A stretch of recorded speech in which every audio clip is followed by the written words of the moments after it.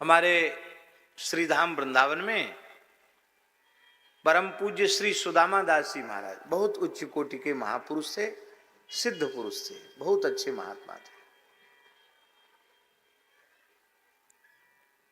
यहाँ विराजमान महानुभावों में से कई महानुभावों ने उनका मंगलमय दर्शन किया होगा।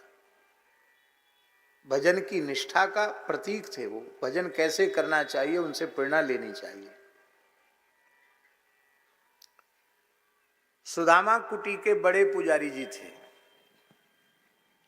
उनका नाम था पूज्य श्री रामचंद्र दास जी महाराज। रामबाग वाले महाराज जी के कृपा पात्र थे। श्री स्वामी संकर्षण दास जी महाराज के शिष्य थे। उनके गुरु महाराज भी श्री स्वामी संकर्षण दास जी महाराज भी विलक्षण महापुरुष थे। गिरिराज जी में बाबा पूछरी में रह के उन्होंने 18 वर्ष तक केवल जंगल की पत्ती खा करके और छाछ लेकर के 18 वर्ष तक उन्होंने मंत्र राज का जप किया था गिरिराज जी में रहकर। कितने वर्ष? एक आसन से 18 वर्ष। एक आसन से का मतलब उतने समय आसन नहीं हटाया, गिरिराज जी छोड़ के कहीं गए नहीं, स्थान छोड़ के कहीं नहीं गए। और हमने जैसा संतों से सुना है कि वे नित्य 20 घंटे बैठते थे एक आसन से। कितने बैठते थे? 4 घंटे में खाना पीना सोना सब शरीर की क्रिया 4 घंटे में, 20 घंटे बैठते थे। उनके शरीर में मंत्राज के जब से ऐसी दिव्यता आ गई थी शंकरकृष्ण दास जी महाराज के शरीर में कि उनको गुदड़ी कंबल ओढ़ के रखना पड़ता था। कपड़ा उघाड़ते ही शरीर से प्रकाश निकलता था उनके। वृंदावन में रामबाग की स्थापना उन्होंने की। रामबाग और जानकी बाग 2 स्थान उनके द्वारा स्थापित हैं वृंदावन में। उनके शिष्य थे श्री पुजारी रामचंद्र दास जी महाराज। गुरु जी भी बड़े भजनानंदी सिद्ध पुरुष थे। पुजारी जी भी बचपन के साधु थे। बिहार का शरीर था उनका, पुजारी जी का। और बिहार में चंद्रगढ़ एक स्टेट है, अब तो स्टेटें खत्म भई, लेकिन ये गया के अंतर्गत आता है स्टेट चंद्रगढ़। वहां के राज परिवार के गुरु थे, जिस परिवार में राजगुरु परिवार में ये पैदा हुए थे पुजारी जी। तो हमसे बड़ा स्नेह रखते थे। कहते थे बच्चा क्या बता मैं, हमारे घर में हमारा जैसे जनेऊ हुआ, संध्योपासन करना शुरू किया तो हमारे घर में भी हमको ठाकुर जी की सेवा मिली, पूजा मिली। फिर बोले भाई यहाँ थोड़ा बहुत पढ़ाई हो गई, संस्कृत विद्यालय में भर्ती करो। तो डाल्टनगंज में संस्कृत विद्यालय था, वहाँ पढ़ने गए। गुरुजी निम्बार्क संप्रदाय के थे, उनके सेव्य राधा कृष्ण भगवान थे और महाराज 12 स्वरूप शालिग्राम जी के रखते थे वो। बड़ी भारी आचार विचार की, बड़ी कर्मकांड की बड़ी सेवा थी। वहां जाने के बाद गुरुजी ने सब विद्यार्थियों को कोई न कोई सेवा करनी पड़ती थी। हमको गुरुजी ने ठाकुर जी की सेवा ही सौंपी। बोले भाई हम वृद्ध हो गए हैं, अब सारी सेवा तुमको करनी, हम तो केवल तुलसी से अर्चन करेंगे। तो बोले वहां गए तो वहां हमको पूजा मिली। और बोले जब बाबा जी बन गए, पढ़ते पढ़ते वहां से भाग आए, भाग के वृंदावन चले आए और रामबाग में आए तो गुरु महाराज ने शरण में लिया और कुछ दिन रख करके बस भेज दिया। और भेज देने के बाद बोले भाई देखो ऐसा है, तुम ब्राह्मण बालक हो और हमको ऐसा अनुभव में आ रहा है कि तुम कई जन्मों से भगवान की पूजा ही कर रहे हो। गुरुजी ने कहा कि हम देख रहे हैं कि तुम कई जन्म से साधु हो और हर जन्म में ठाकुर जी की पूजा कर रहे हो, तो देखो हमारे स्थान में भी रघुनाथ जी के प्रधान पुजारी बन के रहो। बोले वहां गुरुजी ने महीना भर भी नहीं हुआ था, भेज लिए गुरुजी ने धनुर्वाण दे करके और पंचगव्य दे करके, और गुरुजी ने हमको मंदिर में घुसा दिया। और बोले उसके बाद जब श्री सुदामा दास जी महाराज के आग्रह से यहाँ सुदामा कुटी में आए तो बोले बड़े ठाकुर जी तो थे नहीं, लाल जी थे। तो श्री सुदामा दास जी बोले कि हम तो साधुओं को रोटी बना के जिमाने में हमारा समय चला जाता, ठीक से सेवा हो नहीं पाती है। पुजारी जी आपने बड़ी कृपा की, आप यहाँ गरीब की झोपड़ी पे हो, आप ठाकुर जी की पूजा कर लिया करो। तो बोले ठाकुर जी ऐसे गले पड़े हमारे बचपन से लेके अब तक, बूढ़े हो गए हैं, बोले अब भी हमको बिना ठाकुर जी के मंदिर में गए, सेवा में गए, हमको संतोष नहीं होता। अब ये क्या बात है, ये पूर्व का संस्कार है। हमारे कहने का प्रयोजन है भक्ति के उपासना के संस्कार भी जन्मांतरीय संस्कार होते हैं। किसी की नाम जप में प्रवृत्ति होती है, किसी की पूजा में प्रवृत्ति होती है, किसी की कथा श्रवण में प्रवृत्ति होती है। सबकी अलग अलग प्रवृत्तियां जन्मांतरीय साधनों के अनुसार होती है। हठ योग के साधक भी जन्मांतरीय संस्कारों से होते हैं। नाद योग, श्रुत शब्द योग के साधक भी जन्मांतरीय संस्कारों से होते हैं।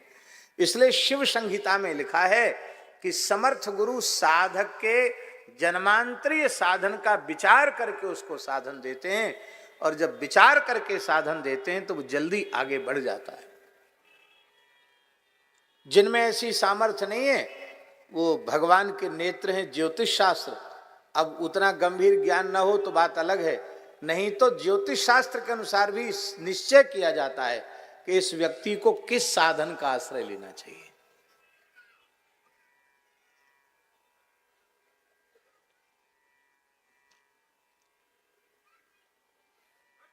तो साधन में प्रवृत्ति भी जन्मांतरीय संस्कार के अनुसार होती है।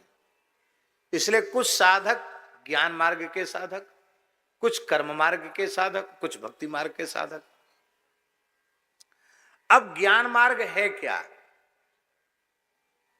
कर्म मार्ग है क्या, और भक्ति मार्ग है क्या, इसके संबंध में थोड़ा संक्षिप्त विचार हम करें। ज्ञान मार्ग क्या है, इसकी विस्तृत व्याख्या तो संभव नहीं है थोड़े समय में, लेकिन इतना समझ लें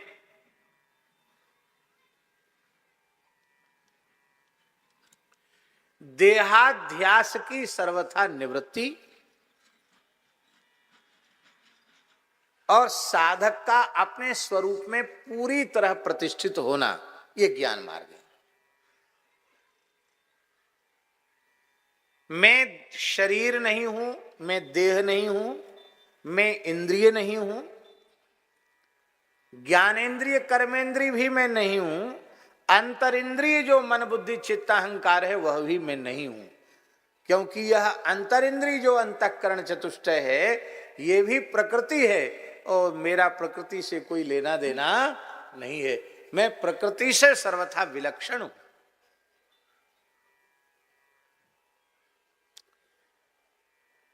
मैं विशुद्ध कूटस्थ चैतन्य प्रत्यगात्मा हूं, और वह जो मेरा स्वरूप है वह स्वरूप केवल इस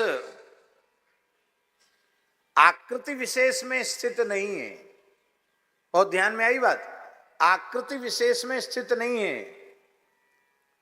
वो आत्मा जो है वह अलग नहीं है। अयम आत्मा ब्रह्म, वह आत्मा ही ब्रह्म है। और वह जो ब्रह्म स्वरूप आत्मा है वह आत्मा ही सर्वत्र है। आत्मै वेदम सर्वम, ये जो कुछ है सब आत्मा ही है। आत्मा से भिन्न जो है वो अनात्मा है। अनात्मा माने जड़, और जड़ कुछ है ही नहीं, क्योंकि सर्वम खल्विदम ब्रह्म। नेह नानास्ति किंचन, अलग अलग नाम रूप कुछ भी नहीं है, एक ही तत्व है जो पूरे में व्याप्त है। कपड़े में धागे के अलावा और क्या है, ये केवल यहां से नहीं यहां से समझ में आ जाए।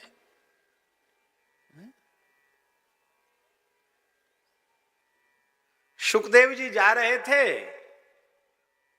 जन्म लेते ही जंगल की ओर, और व्यास जी पीछे पीछे पुत्र पुत्र कहकर चल रहे थे। किशोर अवस्था है महाराज जी सुखदेव जी की, 16 वर्ष की सी अवस्था है उनकी, दिगंबर है, कोई शरीर पर कपड़ा नहीं है। तम द्वष्ट वर्षम सुकुमार पाद, कितने सुंदर हैं सुखदेव। ऐसे लगता है कोटि कोटि कंदर्प दर्प दलन करने वाले भगवान श्री कृष्ण ही अवधूत आश्रम को कृतार्थ करने के लिए अवधूत वेश में पधारे, दिगंबर वेश में श्री कृष्ण आए, ऐसे लगते सुखदेव जी। और उन सुखदेव जी को देखकर देवांगनाओं ने कपड़े नहीं पहने, और व्यास जी को देखकर कपड़ा पहन लिया। व्यास जी ने कहा मेरी लाखों वर्ष की आयु,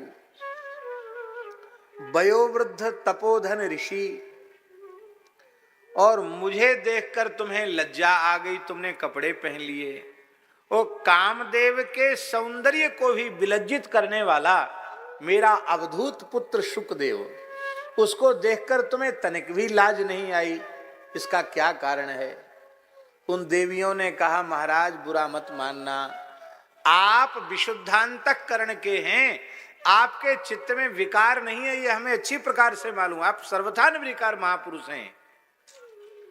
लेकिन आपके पुत्र में जैसा तत्व ज्ञान प्रतिष्ठित है वैसा ज्ञान आपके भीतर भी प्रतिष्ठित नहीं है, क्योंकि आपकी दृष्टि में ये स्त्री का शरीर है और ये पुरुष का शरीर है, ये भेदक ज्ञान आपकी दृष्टि में है, पर आपके पुत्र की दृष्टि में ये भेदक ज्ञान नहीं है। जिसका भेदक ज्ञान सर्वथा विनष्ट हो गया हो वो ज्ञान मार्ग का साधक है, भेद रहित हो चुका हो वो ज्ञान मार्ग का साधक है। भेद समाप्त।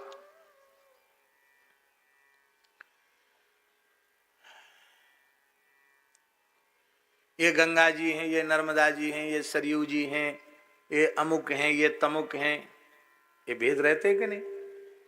और समुद्र में पहुंचने के बाद भेद है। आप अलग अलग निकाल सकते हो कि ये नर्मदा जी हैं, ये जमुना जी हैं, ये गंगा जी हैं, वहां सब समुद्र। हम पहली बार जब गंगा सागर गए, वहां के कई लोगों से हमने पूछा कि यहाँ गंगा जी किधर से हैं, समुद्र किधर से? अरे बोले बाबा जी यही गंगा सागर है, इसमें ये निर्णय कर पाना कठिन है, गंगा कौन है समुद्र कौन है, यही गंगा सागर है। तो गंगा जी का पाठ भी इतना चौड़ा समुद्र के जैसा, तो पता ही नहीं चलता गंगा जी किधर से आई समुद्र किधर से आए, देख के ही लगता है, आश्चर्यचकित हो जाते। नाम रूप छोड़कर जैसे नदियां समुद्र में एकाकार हो जाती हैं, समुद्राकार हो जाती हैं, ऐसे जो नाम रूप के भेद को छोड़कर ब्रह्म में एकीकृत हो गया हो वो ज्ञान मार्ग का सर्वोच्च साधक है।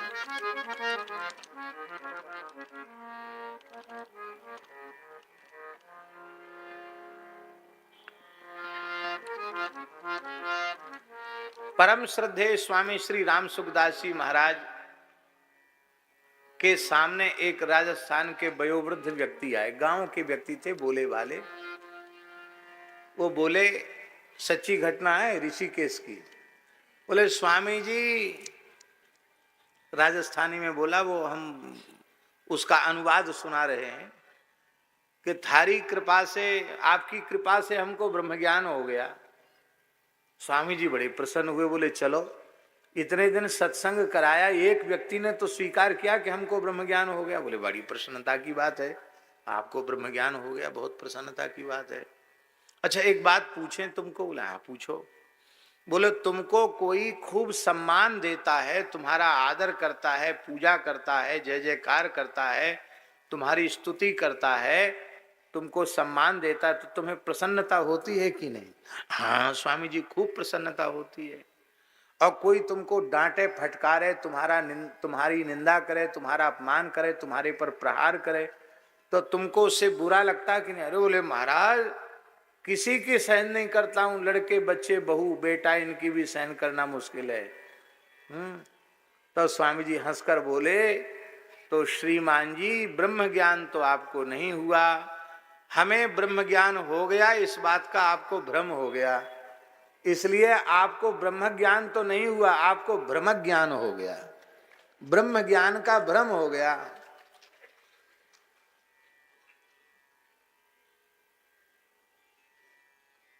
ये ज्ञान मार्ग क्या है? महाभारत में महाराज जी एक प्रसंग है, उसमें युधिष्ठिर कहते हैं अपने भाइयों से मैं सन्यास ग्रहण करूंगा, ज्ञान मार्ग का आश्रय लूंगा। और वो ज्ञान मार्ग है क्या?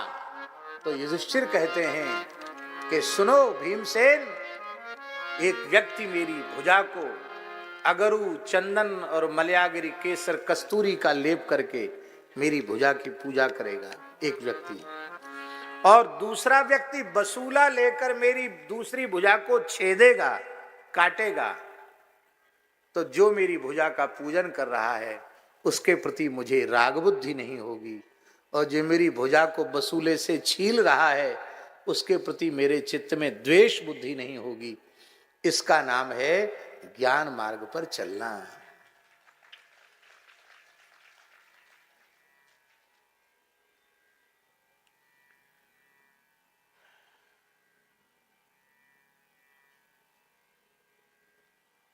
ये जो सोहम शिवोहम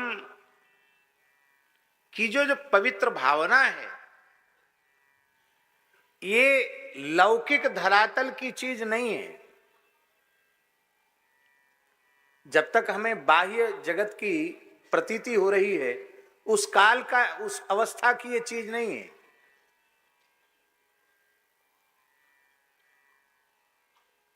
महाराज जी ज्ञान गुदरी जो हमारे संप्रदाय की एक परंपरा में है, श्री जगतगुरु श्री मदाध्य रामानंदाचार्य भगवान ने अपने शिष्य कबीरदास जी को जो उपदेश दिया उसको हम लोग ज्ञान गुदरी कहते हैं।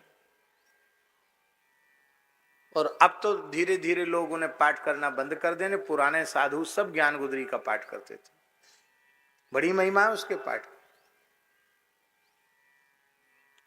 ज्ञान गुदरी जो पढ़े प्रभाता,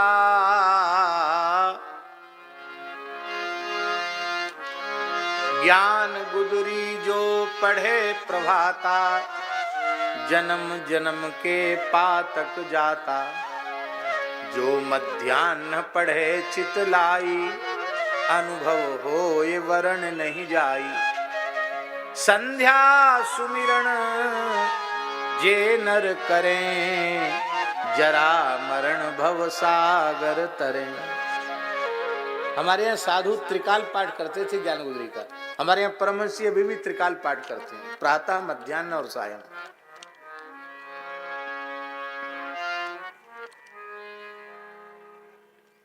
उसी ज्ञान गुदरी में लिखा है, ओहम सोहम तत्व विचारा, ब्रह्मनाल में कियो संहारा। मन को मार गगन चढ़ जाई, मान सरोवर पैठ नहाई। अनहद नाद नाम कर पूजा, ब्रह्म सत्य समदेव न दूजा।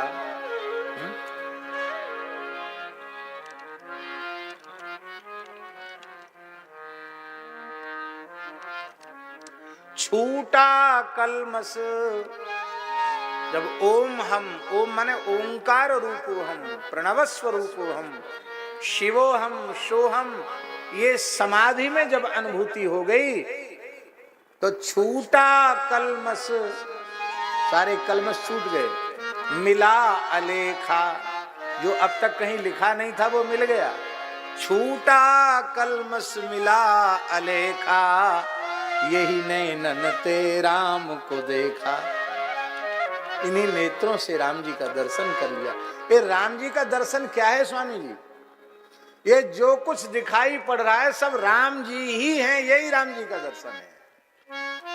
जो दिखाई सुनाई पड़ रहा है वह भी राम जी हैं, और जो दिखाई सुनाई नहीं भी पड़ रहा है, जहां हमारे मन इंद्रिय आदि की गति नहीं है, वह भी राम जी ही हैं। छूटा कलमस मिला अलेखा, यही नैनन ते राम को देखा।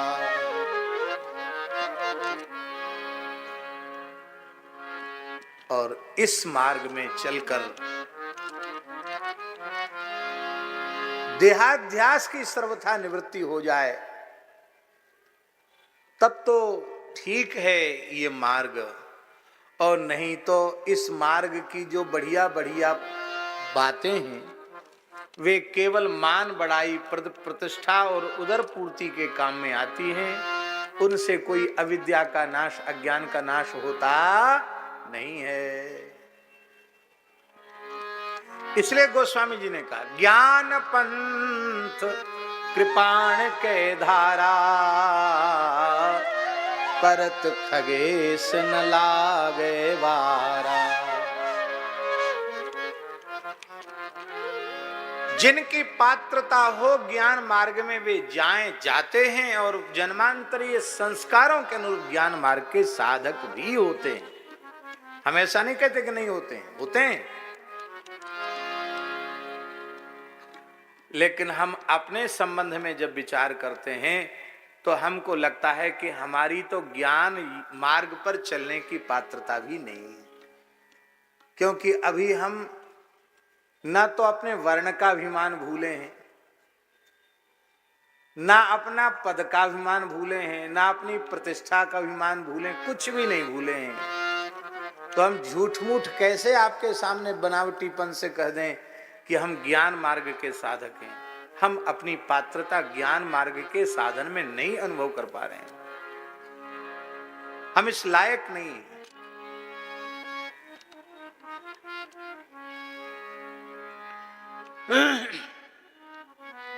आप सब जानते हैं,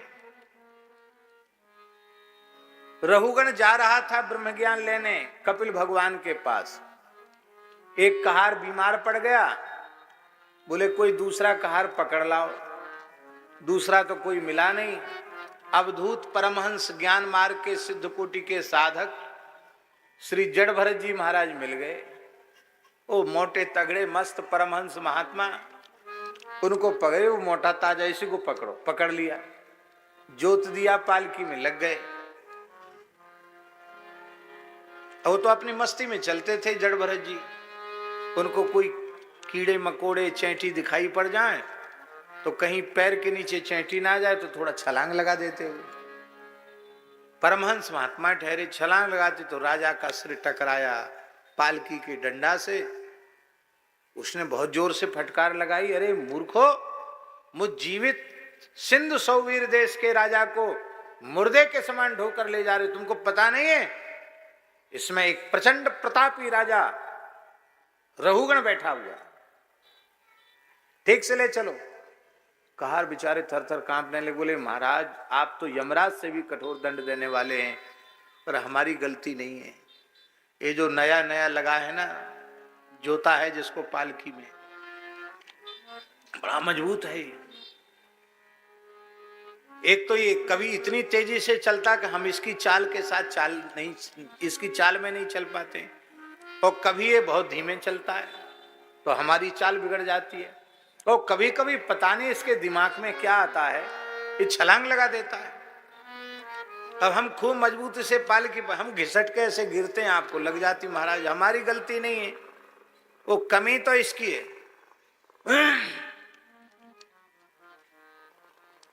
रहुगण बोला व्यंग करते हुए, अहो भ्राता, अरे भैया बड़े कष्ट की बात है, उरुप परिश्रांतोषी, बहुत थक गए हैं आप, बुढ़ापे ने आपको घेर रखा है।